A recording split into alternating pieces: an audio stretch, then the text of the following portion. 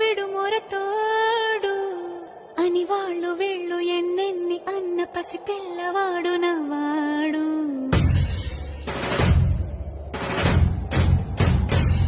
విడుముండోడు అని ఊరు వాడ అనుకున్న గాని మహారాజు నాకు నవాడు.